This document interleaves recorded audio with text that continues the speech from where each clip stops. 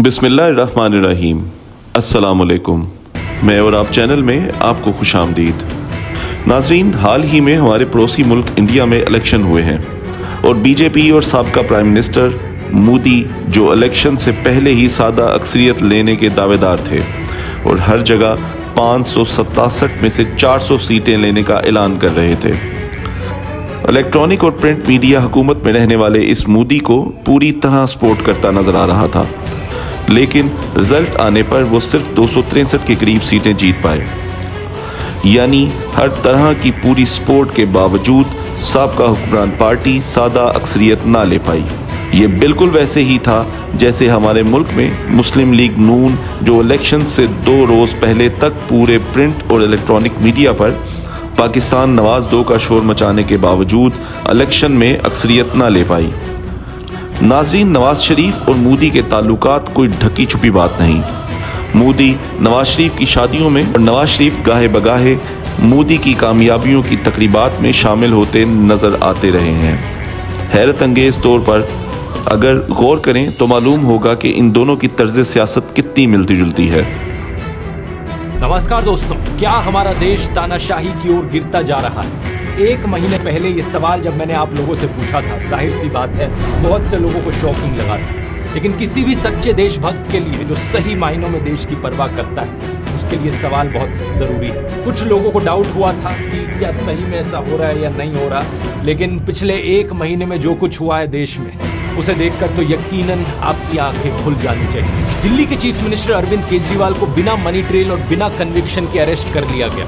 3 में से 2 election commissioners को प्रधानमंत्री मोदी की मर्जी के अनुसार अपॉइंट किया गया। इलेक्टोरल बॉन्ड्स, इतिहास के सबसे बड़े घोटाले की खबरों को टीवी चैनलों से और अखबारों से गायब कर दिया गया। देश की सबसे बड़ी ऑपोजिशन पार्टी कांग्रेस कह रही है कि उनके बैंक अकाउंट्स को फ्रीज किया जा चुका है, वो कैंपेन नहीं कर पा रहे। सालों पुराने केसेस को लेकर इलेक्शन से एकदम पहले इनकम टैक्स डिपार्टमेंट ने इन पर 1700 करोड़ का फाइन लगा दिया। रिपोर्ट किया जा रहा है कि कम्युनिस्ट पार्टी पर भी 11 करोड़ का फाइन लगा दिया।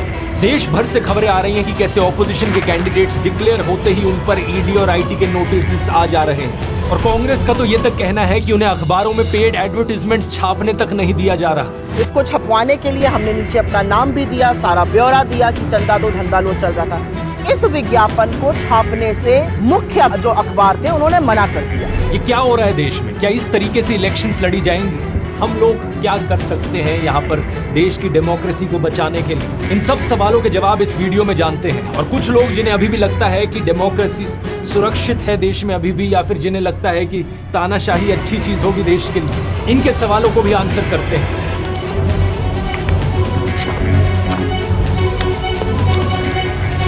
शुरुआत करते हैं अरविंद केजरीवाल के अरेस्ट से। यह आजाद भारत के इतिहास में पहली बार है कि किसी सिटिंग चीफ मिनिस्टर को अरेस्ट किया गया हो, और वो भी तब जब कोर्ट में कोई गुनाह साबित तक नहीं हुआ।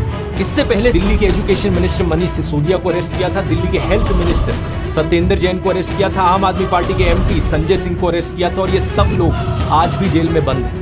मनीष सिसोदिया को 1 साल से ऊपर होने को हो रहा है और सत्येंद्र जैन को तो 2 साल होने को हो रहे हैं जेल में बंद रहे। सबसे हैरानी की बात यह है कि इनमें से किसी का भी गुनाह कोर्ट में साबित नहीं हुआ। अरविंद केजरीवाल के अरेस्ट पर रिएक्ट करते हुए कांग्रेस पॉलिटिशियन राहुल गांधी ने कहा, डरा हुआ तानाशाह एक मरा हुआ लोकतंत्र बनाना चाहता है। नेताओं को धमकाया जाता है, पैसे देकर सरकारों को गिराया जाता है, नेताओं को जेल में डाला जाता है। ये पूरी की पूरी मैच फिक्सिंग करने की कोशिश की जा रही है।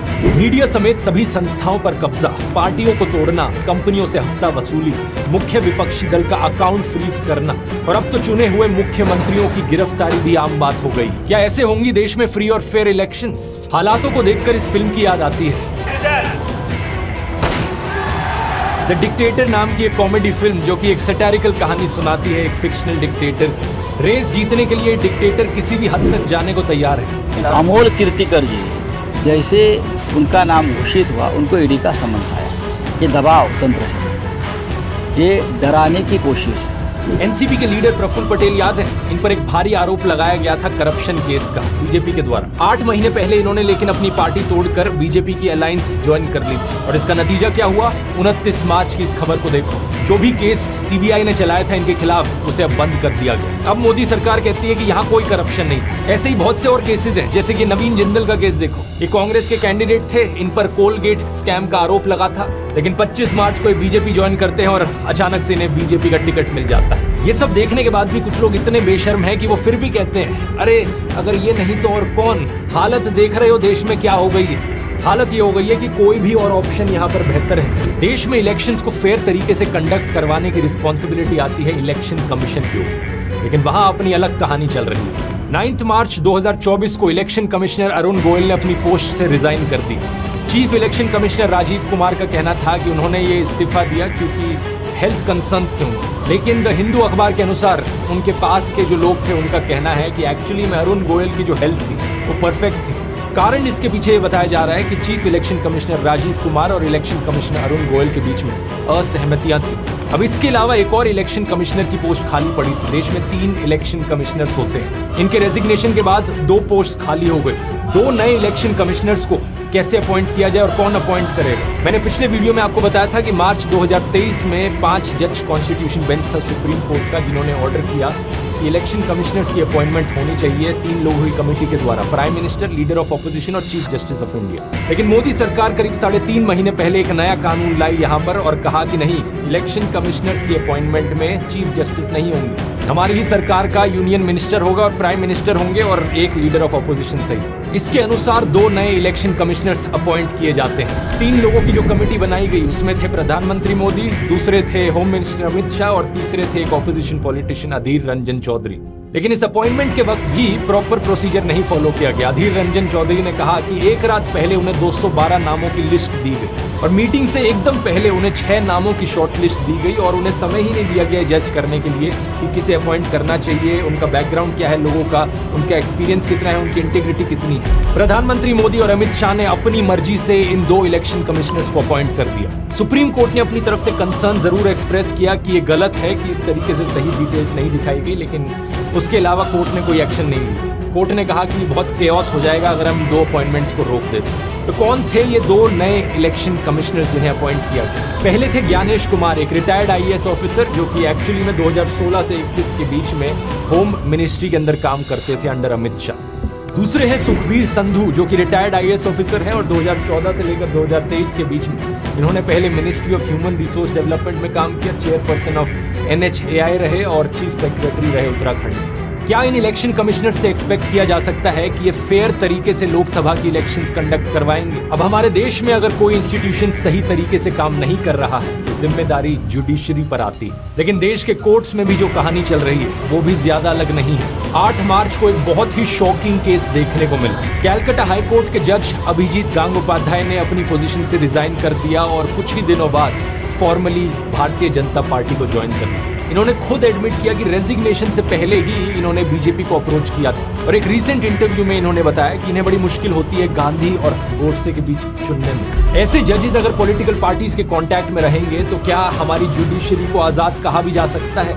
आप ही बताइए। कोर्ट कचहरी के सिस्टम में अक्सर एक बात बार बार दोहराई जाती है, bail is the rule, jail is an exception. इसका मतलब है कि बेल मिलना अधिकार है लोगों को, लेकिन आज के दिन चीफ जस्टिस ऑफ इंडिया कह रहे हैं कि डिस्ट्रिक्ट कोर्ट्स में जेल रूल बनता जा रहा है। लोअर कोर्ट्स के जजेस बेल देने से झिझक रहे हैं। एडवोकेट दुष्यंत दवे के अनुसार जजेस पर प्रेशर है, एक डर का माहौल है, जजेस को अपनी फैमिलीज की चिंता होती है। इस न्यूज हेडलाइन को देखिए, 6 लोगों को अरेस्ट किया गया और 100 से ज्यादा FIRs कराई गई सिर्फ इसलिए क्योंकि लोग पोस्टर चिपका रहे थे मोदी हटाओ देश बचाओ।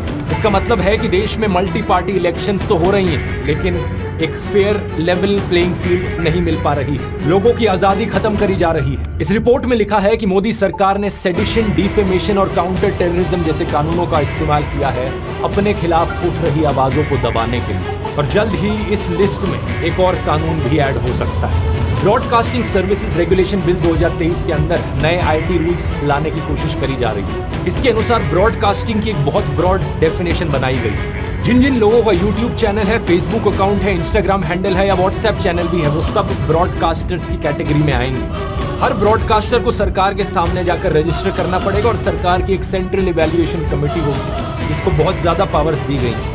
ब्रॉडकास्टर सिर्फ वही वीडियोस या मैसेजेस भेज सकते हैं लोगों को जो इस कमेटी के द्वारा अप्रूव किए गए। except for specific programs exempted by the government. इस कानून के तहत सरकार के पास ये भी पावर होगी कि बिना प्रायर नोटिस के वो यूट्यूबर्स की इक्विपमेंट को जाकर सीज कर ले। तो एक बात तो पक्की है कि सोशल मीडिया पर भी लोगों की आवाज बंद करने की पूरी तरीके से कोशिश करी जा रही है। मीडिया को खरीदा जा चुका है, हर इंस्टीट्यूशन कॉम्प्रोमाइज हो चुका है, ऑपोजिशन लीडर्स का अरेस्ट किया जा चुका है। चंडीगढ़ इलेक्शन फ्रॉड, देश के इतिहास में पहली बार एक प्रिजाइडिंग ऑफिसर वोटर फ्रॉड करते हुए पकड़ा गया। सीसीटीवी फुटेज पर यह सब कैप्चर हुआ। सुप्रीम कोर्ट ने खुद कहा कि यहाँ पर मर्डर ऑफ डेमोक्रेसी हुआ। मीडिया का खरीदा जाना, चुनी गई सरकारों को गिराया जाना, एमएलएस की हॉर्स ट्रेडिंग, नेताओं को धमकाया जाता है, पैसे देकर सरकारों को गिराया जाता है, नेताओं को जेल में डाला जाता है। ये पूरी की पूरी मैच फिक्सिंग करने की कोशिश की जा रही है।